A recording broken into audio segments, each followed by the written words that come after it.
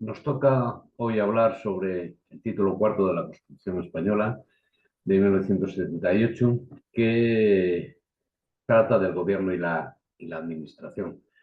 Ya hemos visto título preliminar, título primero con deberes derechos y deberes fundamentales, lo relativo a la corona en el título 2 y el poder legislativo en el título 3, las Cortes Generales. Bien, pues el gobierno como poder ejecutivo y la administración encarnarían ese poder ejecutivo como tal. Vamos, por tanto, entonces a tratar de entrar de forma un poco más pormenorizada en lo que dice la Constitución sobre esta materia. Bueno, entonces lo primero que tenemos que saber es que el contenido del artículo 4 se refiere al gobierno de la administración y empieza hablando en el artículo 97 del gobierno cuáles son esas funciones. Por un lado, dirigir tanto la política interior como exterior, la dirección también de la administración civil y la administración militar, y una de la otra atribución que es la defensa del Estado. Por otro lado, y como circunstancia muy importante, es que ejerce la función ejecutiva, es el poder ejecutivo, y la potestad reglamentaria. La potestad reglamentaria del gobierno que se va a llevar a cabo sobre todo no, mediante los reales decretos, de acuerdo con la Constitución y las leyes. No sé, recordaremos que en cierto sentido, el Gobierno interviene también en la elaboración de disposiciones normativas con fuerza de ley. Por un lado, cuando hace los decretos legislativos, del artículo 82 al 85, mediante una ley de bases, una ley ordinaria que le delegan las Cortes, y después cabe también esa posibilidad de hacer esas disposiciones normativas con fuerza de ley, haciendo uso de lo dispuesto en el artículo 86 respecto a los decretos leyes para casos de extraordinaria y urgente necesidad. De la función reglamentaria, hay que distinguir por un lado lo que es la potestad legislativa, por otro lado la potestad reglamentaria. La potestad legislativa, lógicamente, le corresponde a las leyes, a las leyes, a las Cortes, y la potestad reglamentaria es cosa de la Administración, que se manifestará de múltiples maneras. Pues en el ámbito estatal, esos reales decretos del Consejo de Ministros, esas órdenes ministeriales. En el ámbito autonómico, pues las órdenes o los decretos de los consejos de gobierno o de los consejeros, en el ámbito local, las ordenanzas y reglamentos, etcétera. Bueno, entonces aquí que se refiere al gobierno, esa función ejecutiva, por eso es el poder ejecutivo, una segunda pata de esas tres que tiene el Estado de Derecho como tal: poder legislativo, poder ejecutivo y poder judicial. Bien, la composición del gobierno no hay ninguna, sabemos que se compone del presidente, de los vicepresidentes en su caso, o sea, que puede ser que existan o no que no existan, y en caso de existir puede existir uno o varios. De los ministros y los demás miembros que establezca la ley. Si la ley hace una referencia a la ley de gobierno, a quien tiene ese carácter como para componer el gobierno, pues a él tendremos que acudir. Dentro de ese gobierno, lógicamente, el presidente es el que dirige la acción de todos ellos, coordinando las funciones de los demás miembros, sin perjuicio, lógicamente, de la competencia y de responsabilidad que cada uno de ellos tenga en su gestión. Por otro lado, se nos dice que los miembros del gobierno no podrán ejercer otras funciones representativas que las propias del mandato parlamentario, o sea, relacionadas con el Congreso o con el Senado, en este caso en el ámbito estatal, ni tampoco otra función pública que no derive de su cargo, ni pueden llevar a cabo actividad profesional o mercantil alguna. ¿De acuerdo? Bueno, y se establece por ahí que la ley regulará el estatuto e incompatibilidades de los miembros del gobierno, la ley 3/2015 de 30 de marzo, que es reguladora del ejercicio de alto cargo en la Administración General del Estado. Bien, pues ya que estamos aquí, ese primus inter pares, que es el presidente del gobierno, ¿qué es lo que ocurre? Después de cada renovación del Congreso de los Diputados. ¿Por qué? Pues esa renovación, que se han celebrado nuevas elecciones, como consecuencia de que se acabó el mandato o resulta que hubo una disolución anticipada de la Cámara o de esa Cámara en concreto. Oye, pues después de cada renovación del Congreso, de los diputados del Congreso y en los demás supuestos constitucionales que así procedan, el rey lo que hace es llamar a consulta a los representantes designados por los grupos políticos que hayan obtenido representación parlamentaria y, a través del presidente del Congreso, propondrá un candidato a la presidencia. Hay una primera ronda de consultas del rey con los representantes de los partidos que hayan obtenido representación parlamentaria y después de eso, pues, lo que tiene que hacer es proponer un candidato. Pues, ¿qué hace ese candidato por esto? Pues pondrá ante el Congreso, daros cuenta que es ante el Congreso, el Senado queda ahí para, bueno, la opinión me la reservo, porque para lo que sirve realmente, bueno, el candidato propuesto, pues, por el rey, expondrá ante el Congreso de los Diputados el programa político del gobierno que pretende formar y solicitará la confianza de la Cámara. Bueno, se nos dirá que todo, que va a ser muy bueno, que no sé qué, bueno, que todo esto, y una vez que nos haya dicho todas las cosas que vaya a hacer, pues solicitará que la Cámara le dé la confianza. La Cámara es el Congreso.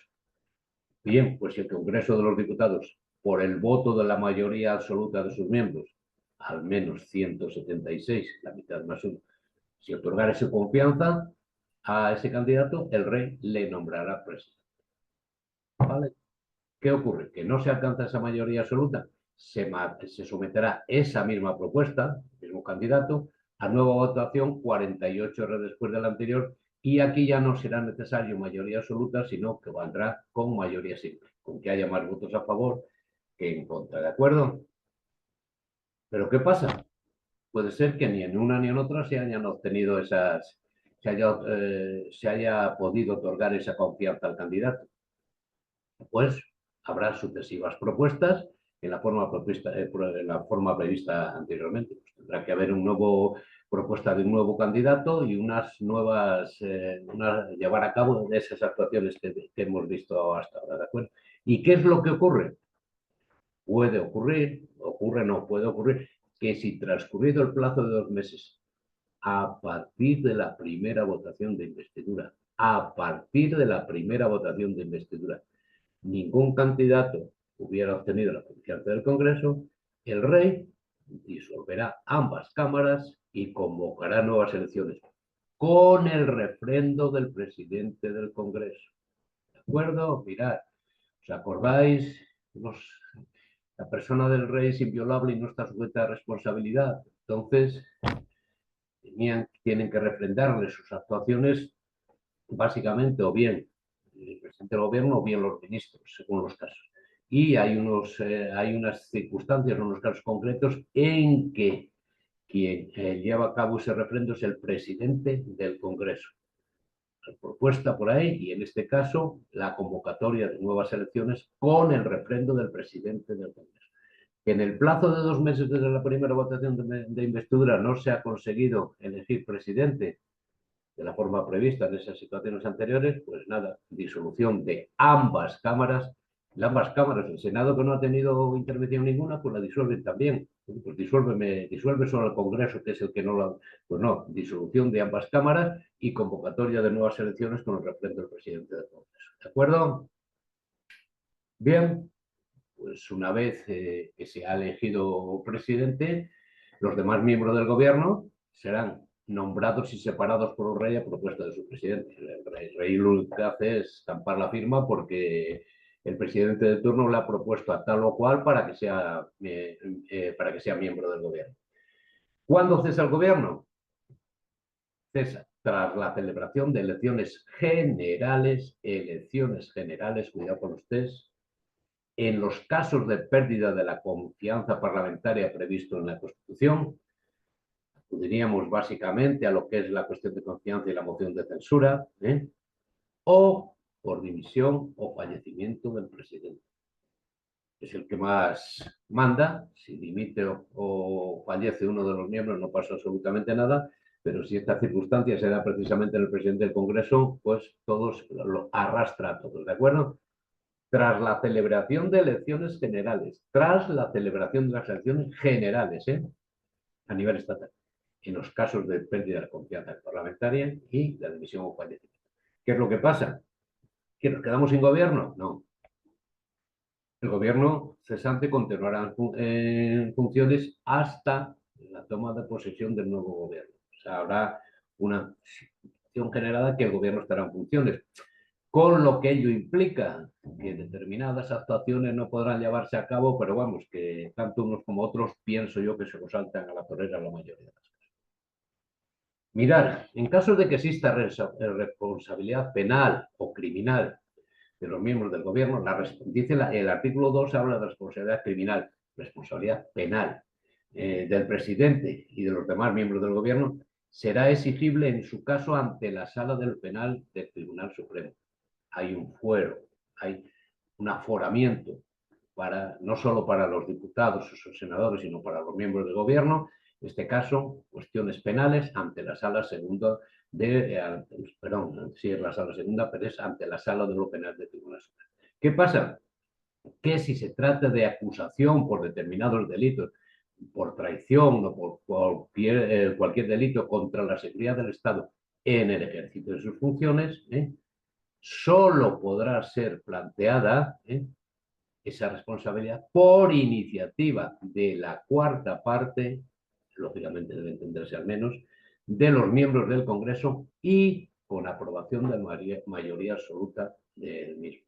O sea, si se trata de comisión de determinado, o presunta comisión de determinados hechos delictivos en el ejercicio de sus funciones, para plantearlo se necesita la iniciativa, que sea por iniciativa de al menos la cuarta parte de los miembros del Congreso y además después será necesario que se apruebe por mayoría absoluta del Congreso. Y bueno, ya que está esto, nos dice el 102.3, dice, oye, la prerrogativa real de gracia, una de las funciones que tiene el rey, no será aplicable a ninguno de los supuestos del presente artículo. O sea que en caso de que hubiera una condena como tal, no se podría aplicar esa prerrogativa real de gracia que tiene respecto a las facultades que se le conceden al rey. Bien, pues al lado el título habla no solo del gobierno, sino también del gobierno y de la administración.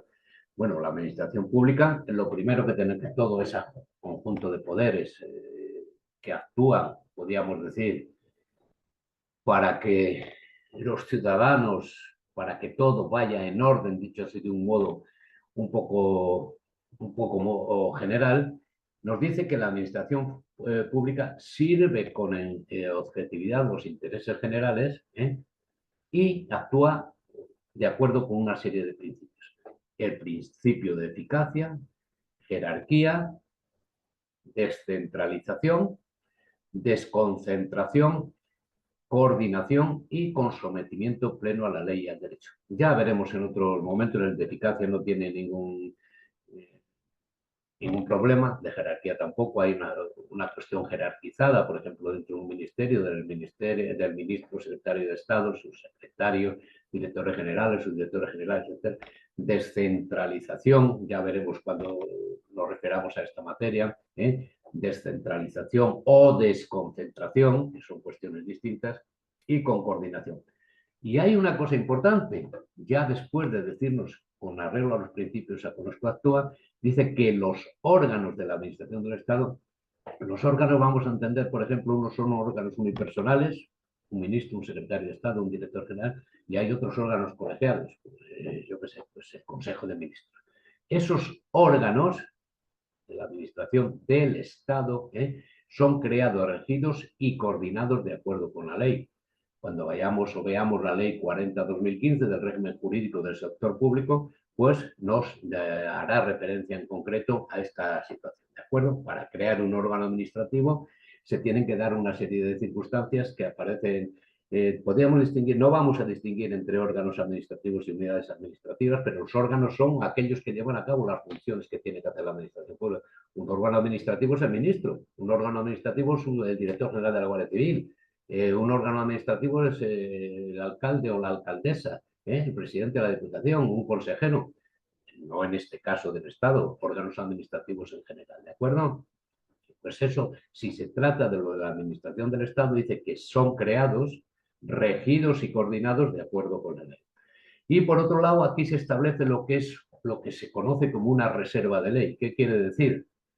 Que no se puede regular estas materias si no es mediante una ley. Cuidado, ley sin más, no nos pide ley orgánica aquí. Pues, ¿qué hay en favor de que hay una reserva de ley? El Estatuto de los Funcionarios Públicos. Ahora tenemos el decreto legislativo 5/2015 del texto refundido sobre esa materia. El acceso a la función pública, de acuerdo con los principios de mérito y capacidad, lo mismo. Las peculiaridades del ejercicio de derecho de sindicación, con arreglo al artículo 28, el sistema de incompatibilidades y las garantías para la imparcialidad en el ejercicio de sus funciones, que básicamente, bueno, pues esas garantías de imparcialidad tienen una manifestación concreta en el ámbito de la abstención y la recusación, que aparecen regulados en los artículos 23 y 24 de la Ley 40/2015, la Ley del Régimen Jurídico del Sector. ¿De acuerdo? Entonces hay unas reservas de ley frente a estos principios generales sobre la administración pública, de cómo tiene que actuar, cómo se han de crear los órganos de la administración del Estado, un órgano, una Secretaría de Estado, una Dirección General, lo que sea, ¿de acuerdo? Y esa reserva de ley en favor de determinadas cosas que nos cita ahí, ¿de acuerdo? Bien, vamos a ver, mirar, viene después lo relativo a las fuerzas y cuerpos de seguridad. Las fuerzas y cuerpos de seguridad son todas las policías en sentido amplio, ¿de acuerdo? Guardia Civil, Policía Nacional, policías autonómicas, policías locales. Todo eso son fuerzas y cuerpos de seguridad. Y dentro de las fuerzas y cuerpos de seguridad hay que distinguir las que son fuerzas y cuerpos de seguridad del Estado, las fuerzas y cuerpos de seguridad autonómicas y las locales. Las fuerzas y cuerpos de seguridad del Estado solo son la Guardia Civil y la Policía Nacional. Por mucho que los telediarios y la prensa hable de la policía local y hable como fuerzas y cuerpos de seguridad del Estado. ¿De acuerdo? Aquí habla de las fuerzas y cuerpos de seguridad en general. ¿Cuál es la misión? Dice bajo la dependencia del gobierno, ¿qué misión tienen las fuerzas y cuerpos de seguridad? Proteger el libre ejercicio de los derechos y libertades y garantizar la seguridad ciudadana. Bueno, hay una extensión en este sentido respecto a todas las fuerzas y cuerpos de seguridad. Lógicamente tampoco no podemos confundirla con las Fuerzas Armadas del artículo 8, ya lo vimos allí, el Ejército de Tierra, la Armada y el Ejército del Aire, las fuerzas y cuerpos de seguridad, policía en sentido amplio, ¿de acuerdo? ¿Y qué es lo que nos dice después? Que una ley orgánica determinará las funciones, principios básicos de actuación y estatutos de las fuerzas y cuerpos de seguridad. Bueno, esa ley, ¿veis que es una ley orgánica? Ya sabemos que una ley orgánica es aquella que regula las materias concretas y que además para aprobarla, modificarla o derogarla es necesario mayoría absoluta del Congreso, en una votación final.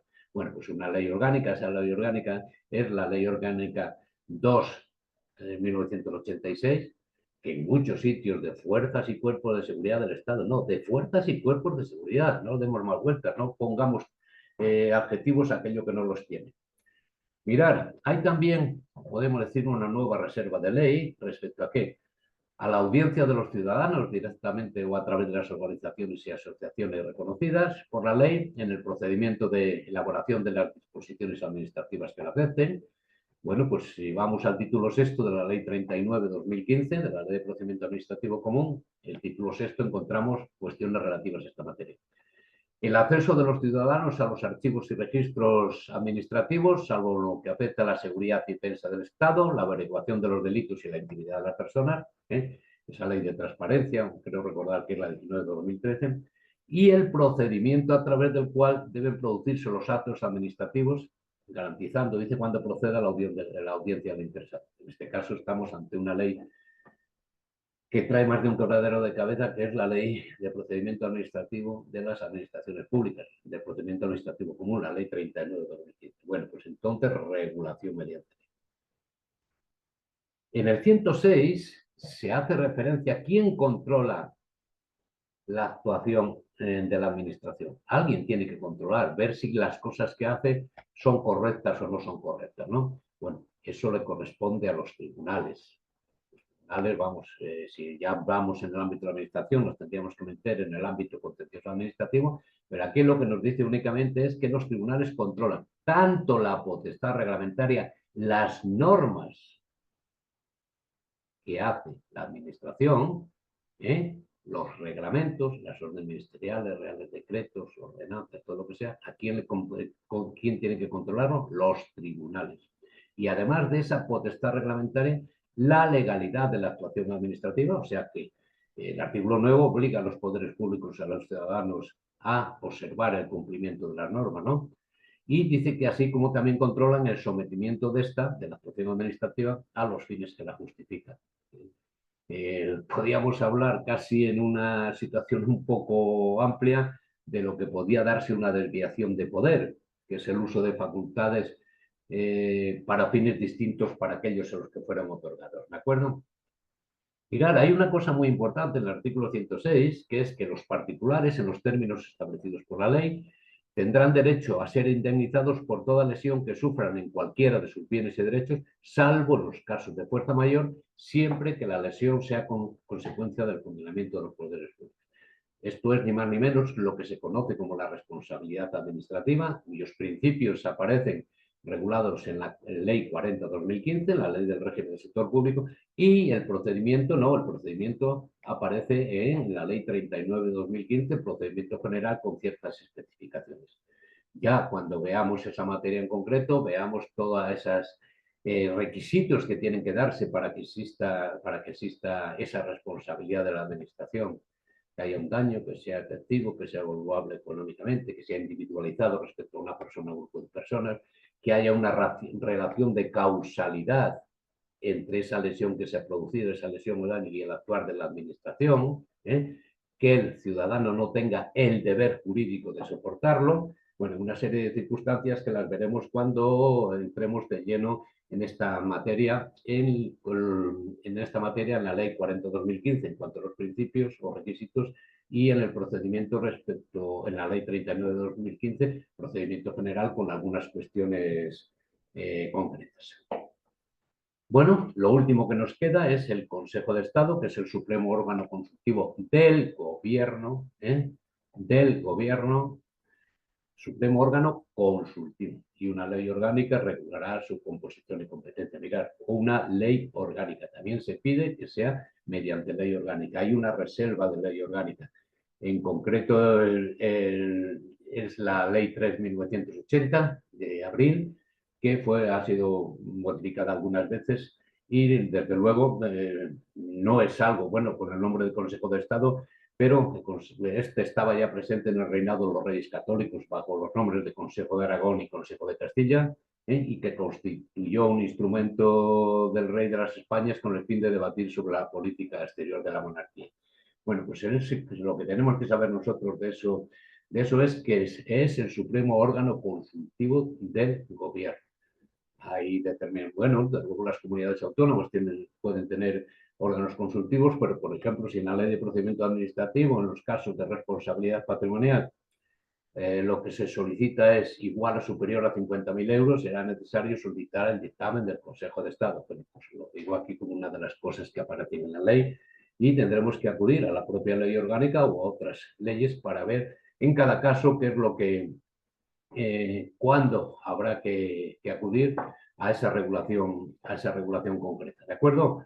Bueno, veis que son cosas, no es complicado esto, pero tendremos que saberlo y, sobre todo, fijaros en las cuestiones que puedan tener una cierta relevancia o que salgan un poco de lo que puede entenderse como circunstancias normales. ¿De acuerdo?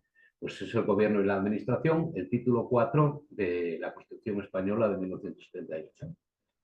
Salud.